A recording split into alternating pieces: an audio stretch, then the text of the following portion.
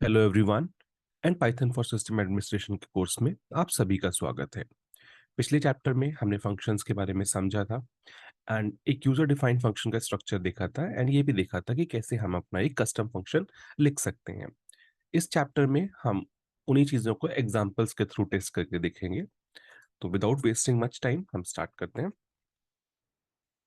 तो मैं यहाँ पे रेपल ना यूज़ करके डायरेक्टली स्क्रिप्ट के अंदर यूज़ कर रहा हूँ पाइथन के फंक्शंस को। तो सबसे पहले हम अपना शेबांग कैरेक्टर प्रोवाइड करा देते हैं यहाँ पे।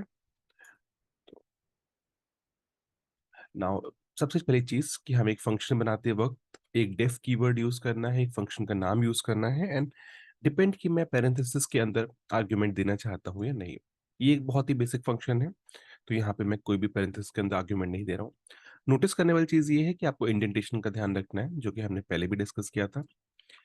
एक क्विकली एक छोटी सी डॉक स्ट्रिंग दे देते हैं जो कि ये बताएगी कि ये फंक्शन क्या कर रहा है एंड देन हम फंक्शन को बॉडी में कुछ स्टेटमेंट्स प्रिंट कर देते हैं। तो सबसे पहले एक ब्लैंक लाइन मैंने एंटर कराई है। नाउ फॉर ब्यूटिफिकेशन पर्पस हमने एक स्ट्रिंग को जस्ट मल्टीप्लाई कर दिया 30 टाइम्स सो दैट, और एक स्पेशल कैरेक्टर को मल्टीप्लाई कर दिया 30 times so that output looks some beautiful. Then एक हार्ड कोडेड स्ट्रिंग है जो कि ये प्रिंट करेगा and again the same things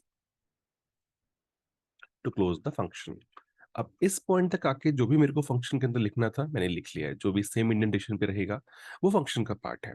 अब मैं इस फंक्शन से बाहर आ जाता हूँ। तो जैसे ही मैंने अपने इंडेंटेशन को एग्जिट किया मेरा फंक्शन क्लोज हो गया एंड जब भी ये फंक्शन इन्वोक होगा ये केवल इतना ही स्टेटमेंट्स को एग्जीक्यूट करेगा।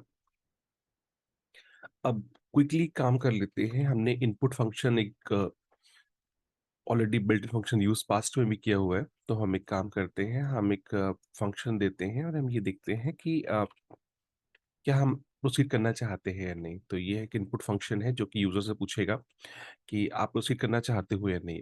एंड लोअर यहाँ पे जो स्ट्रिंग मैनिपुलेशन है, आप कोई भी इनपुट दें, कैपिटल वाई भी दें चाहे कैपिटल एन दें, वो उसको लोअर में ही कन्वर्ट करके इंटरप्रेट करेगा।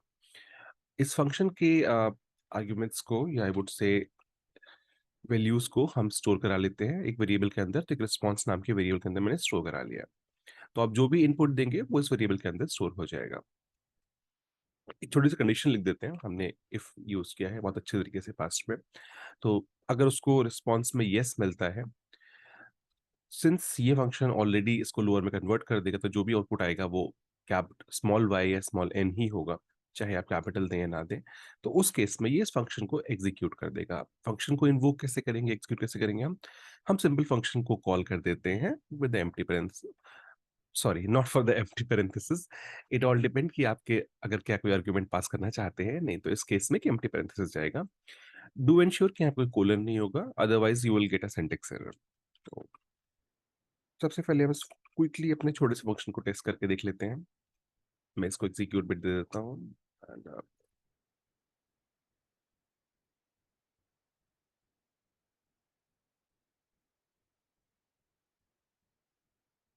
ओके,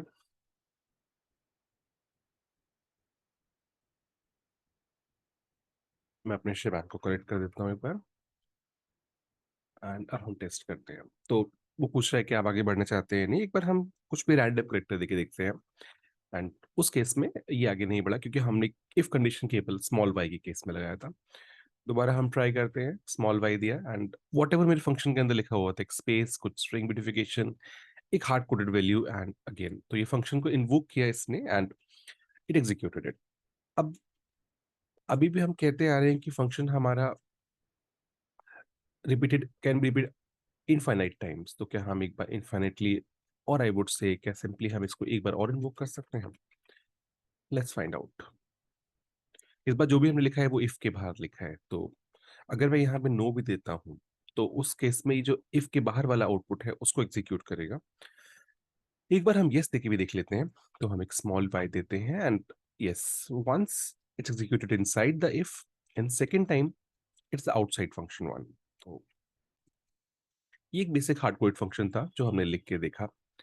अब कैसे मैं अपनी डॉक स्ट्रिंग को पढ़ सकता हूँ तो वो चीज़ भी हम देख लेते हैं क्विकली। अब इस बार हम फंक्शन में उसको एग्जीक्यूट ना करा के हम केवल उसकी डॉक स्ट्रिंग को पढ़ने का ट्राई करते हैं। तो यहाँ पे मैं प्रिंट में अपने फंक्शन का नाम दूंगा, then double underscore, doc and then double score. So ये एक तरीका है जिस तरह से आप डॉक स्ट्रिंग को पढ़ सकते हैं। पॉइंट अगेन वही कि अगर आप एक y देते हैं तो उस केस में वो इन्वोक करेगा वैल्यूज़ को। तो जो भी हमारे फंक्शन की डॉक स्ट्रिंग थी उसने उसको प्रिंट कर दिया मेरे लिए स्क्रीन पे इस मेथड से। अब अभी जो फंक्शन है वो हमें कोई भी रिस्पॉन्स नहीं दे रहा है, और आई वुड से ये सिंपली एक response is a letter term. अभी हम ये कहें कि हार्ड कोडेड पैरामीटर को केवल ये प्रिंट कर रहा है मेरे लिए। तो या उसके पहले हम एक बार ये देख, हाँ, अभी हार्ड कोड पैरामीटर प्रिंट कर रहा है, तो हम इसको थोड़ा-सा पहले एक पैरामीटराइज़ करने का ट्राई करते हैं। तो इसी फंक्शन में हम एक पैरामीटर को इंट्रोड्यूस कर देते हैं इस बार, and it can be anything, maybe just a note. एक पैरामीटर, एक आर्गुमेंट पास किया है मैंने नोट नाम का, एंड इस आर्गुमेंट को हम आगे यूज़ करेंगे। तो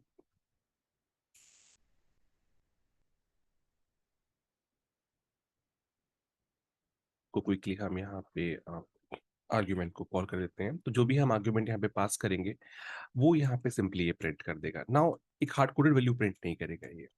नाउ ये एक एक्चुअल में जो भी हम स्ट्रिंग देते हैं ये उसको प्रिंट करेगा। तो इस केस में मैं अपने फंक्शन को कॉल कर लेता हूँ, और यहाँ पे एक छोटी सी स्ट्रिंग इसको प्रोवाइड करा देता हूँ। तो नाउ इस केस में वो हार्ड कोड स्ट्रिंग ना देके एक नई स्ट्रिंग प्रोवाइड करी। ऐसे ही सिंपली सेम फंक्शन को दोबारा कॉल करते हैं, एंड कुछ और स्ट्रिंग के साथ।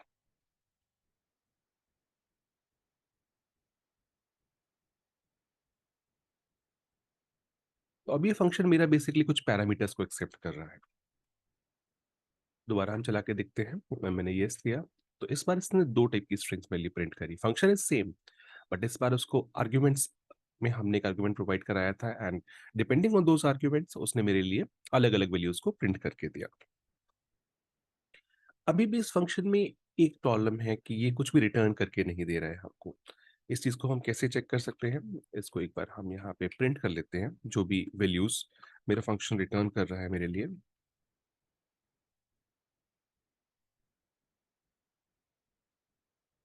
तो अब अगर आप इस फंक्शन को चलाएँगे, तो आपको ऑब्वियसली जो भी आपका फंक्शन की डेफिनेशन में लिखा है, वो ऑलरेडी उसको एग्ज़ीक्यूट करेगा, बट एंड में एक नन भी मिलेगा, एंड दिस इज़ डिनोटिंग कि आपका फंक्शन कुछ भी रिटर्न नहीं कर रहा है, एक नन टाइप का ऑब्जेक्ट रिटर्न कर रहा है।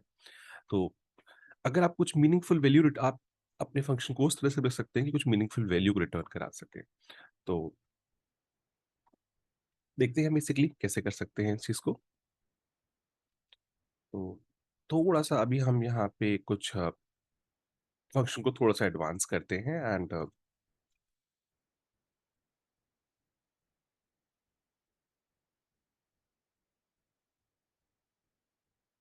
वैल्यूज़ को अपने अकॉर्डिंगली हम यहाँ पे ऐड करते हैं। हमने कुछ पोजिशनल आर्गुमेंट्स का भी एग्ज़ाम्पल देखा था पास्ट में, तो हम उनको भी थोड़ा-सा ऐड करके देखेंगे। अब यहाँ पे मैं क्विकली 2 मॉड्यूल्स को इम्पोर्ट करा लेता हूँ। एक है ओएस और एक सब प्रोसेस। सब प्रोसेस मेजरली हम कमांड्स को एग्ज़ीक्यूट करने के लिए यूज़ करते हैं। हमने अपने पास्ट वीडियोज़ में देखा भी हुआ है इस चीज़ को। तो इस फंक्शन में बेसिकली हम एक यूज़र को क्रिएट करेंगे और उसके लिए एक पासवर्ड सेट करेंगे, एंड अगर यूज़र ऑलरेडी अवेलेबल है तो उस केस में एक एक्सेप्शन थ्रो हो जाएगा मेरे लिए। तो मैंने एक छोटा-सा फंक्शन लिखा है। फंक्शन में 2 आर्गुमेंट्स ले रहा है। एक है मेरे कस्टम यूज़र का नाम क्या होगा, और मेरे कस्टम यूज़र का पासवर्ड क्या होगा। एक छोटी-सी डॉक स्ट्रिंग प्रोवाइड करा देते हैं quickly. It always make your function bit meaningful. अब यहाँ पे हमें क्या करते हैं, हम एक सबसे पहले यूज़र ऐड कमांड को यूज़ करते हैं हम। तो मैंने एक एफ स्ट्रिंग पास किया है। यहाँ पे एक यूज़र ऐड कमांड का सिंटैक्स दे दिया है। जो भी आप आर्गुमेंट में पैरामीटर पास करेंगे यहाँ पे यूज़र के लिए, that would be replicated here, and ये कमांड को एग्जीक्यूट कर देगा। तो इस कमांड की डेफिनेशन को हम एक वेरिएबल के अंदर स्टोर कर लेते हैं quickly. It's a good way, आप इस तरह से अपने लॉन्ग कमांड्स को एक वेरिएबल के अंदर स्टोर करा सकते हैं पास करने से पहले। तो एक एफ स्ट्रिंग के अंदर अगेन मैंने इसको भी पास करा दिया। यहाँ पे इस केस में मैं पासवर्ड को सेट कर रहा हूँ, एंड मैं यूज कर रहा हूँ सी एच पास डब्ल्यू डी यूटिलिटी। आप इन कमांड्स को एज इट इज शेल के ऊपर एग्जीक्यूट करा के भी टेस्ट कर सकते हैं if you are new to Linux. तो यहाँ पे 2 वेरिएबल्स के अंदर मैंने अपने यूज़र ऐड और उसके पासवर्ड को चेंज करने के कमांड्स को ऐड करा दिया है। अब क्विकली मैं सब प्रोसेस को रन करता हूँ, तो सब प्रोसेस डॉट रन के अंदर मैंने 2 आर्ग्यूमेंट्स पास मतलब सिंपल अपना कमांड पास कर दिया सबसे पहले कि आप यूज़र ऐड को ऐड करो, शेल ट्रू होगी, तो जो भी कमांड है आपका शेल तक एग्ज़ीक्यूट हो जाएगा एंड उसके पूरे आउटपुट को एक वेरिएबल के अंदर स्टोर करा लिया है हमने। सेम केस में हम करते हैं उसके पासवर्ड को भी रन कराने के लिए, तो यहाँ पे मैं इसको वेरिएबल में स्टोर ना करा के सिंपल एग्ज़ीक्यूट कर रहा हूँ।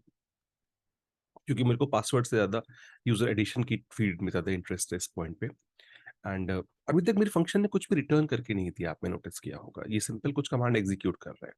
तो यहाँ पे मैं इसको बोलता हूँ कि जब तुम सब कुछ कर लो, तो तुम रिटर्न में मेरे को तुम्हारे यूज़र एडिशन वेरिएबल के अंदर जो भी आया, इसका एग्ज़ीक्यूशन होके, उसको तुम रिटर्न करना मेरे को। तो और यहाँ पे एक छोटी-सी कंडीशन मैंने लगा दी या I would say just error handling के लिए कि अगर यूज़र एडिशन में उसको 0 मिलता है, 0 नहीं मिलता है बेसिकली यहाँ पे। क्योंकि ये जो फंक्शन है ये आपको एक रिटर्न कोड प्रोवाइड कराएगा, तो रिटर्न कोड 0 नहीं है, तो उस केस में मैंने उसको बोला है कि तुम एक वैल्यू एरर को रेज़ कर देना, दैट्स ऑल। एंड इस केस में ये फंक्शन मेरा कंप्लीट हो गया। तो सिंपली हमने कुछ नहीं किया फंक्शन में, एक यूज़र ऐड कमांड को वेरिएबल के अंदर डाला, chpasswd कमांड को टू चेंज दिस पासवर्ड हमने डाला, वेरिएबल सब्स्टिट्यूट करे हैं कुछ यहाँ पे, यूज़र एडिशन वेरिएबल के अंदर मैंने सब प्रोसेस को रन कराया जो कि यूज़र एडिशन को एग्ज़ीक्यूट करेगा। सिमिलर एक और सब प्रोसेस डाला है जहाँ पे मैं पासवर्ड को डाल रहा हूँ। आप मे और may not do not win variable every time but आप चाहें तो डाल सकते हैं वेरिएबल के अंदर। क्योंकि मुझे रिटर्न में केवल यूज़र एडिशन का ही आउटपुट चाहिए, तो मैंने इसलिए यूज़र एडिशन के आउटपुट को रिटर्न में अपने पास रख लिया है। तो डिपेंडिंग कि इसका एग्ज़िट स्टेटस क्या है, हम यहाँ पे आगे बढ़ेंगे। अगर फॉर एग्ज़ाम्पल ये कमांड फेल हो जाता है मेरा, तो उस केस में ये एक वैल्यू एरर दे देगा मेरे को। यहाँ पे मैं फंक्शन को क्लोज़ कर देता हूँ अपने। अब यहाँ पे अगेन मैं एक यूज़र से इनपुट माँगता हूँ, इनपुट फंक्शन को यूज़ करके कि किस यूज़र को आप ऐड करना चाहते हैं। तो अब क्विकली हम ना छोटे से ट्राई ब्लॉक लिख लेते हैं कि मैं ऑब्वियसली यही स्टेप्स होंगी जहाँ पे हमको एरर आएगा जब हम यूज़र को ऐड करने जाएँगे। तो अब मैं यहाँ पे अपने फंक्शन को कॉल कराता हूँ, थोड़ा समझने की कोशिश करिएगा।